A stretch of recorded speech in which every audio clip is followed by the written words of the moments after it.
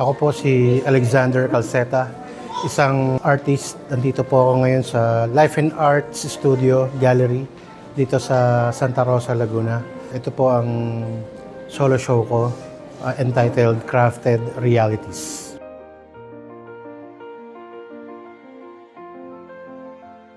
Kung makikita ninyo, mga still life yung mga naka-exhibit sa akin.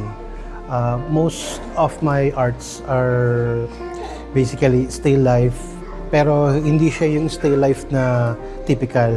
Kung makikita nyo, it is arranged dun sa, kumbaga para siyang assemblage arts, pero 2D, hindi siya 3D.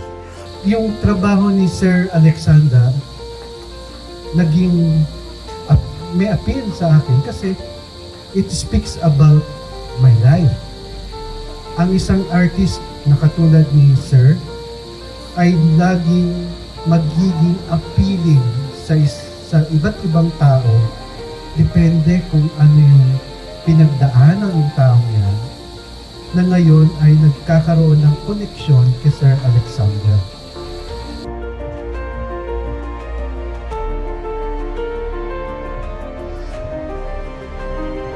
Yung buhay ay walang kabuhay-buhay kung walang sining, kung walang arte. Yun ang ibig sabihin sa akin ng arts.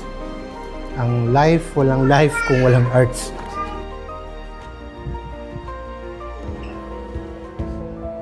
Sa mga inspiring artist dyan, masasabi ko lang, tuloy-tuloy lang, mas maganda yung may struggle tayo. Kasi sabi naman natin, napakarami talagang struggling artists ngayon.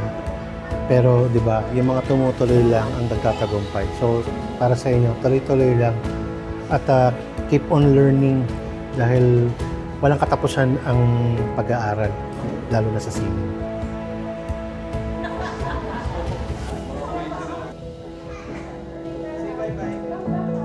We invite our ribbon cutters to come forward for a photo opportunity and the official opening of the exhibit. Iniimbitahan ko kayo na sana dumalo kayo dito sa solo show ko. Hanggang May 30 pa ito. Tingnan nyo, para makita nyo naman kung ng personal yung mga gawa ko. Kung karapat dapat ba akong magbenta. Yun lang.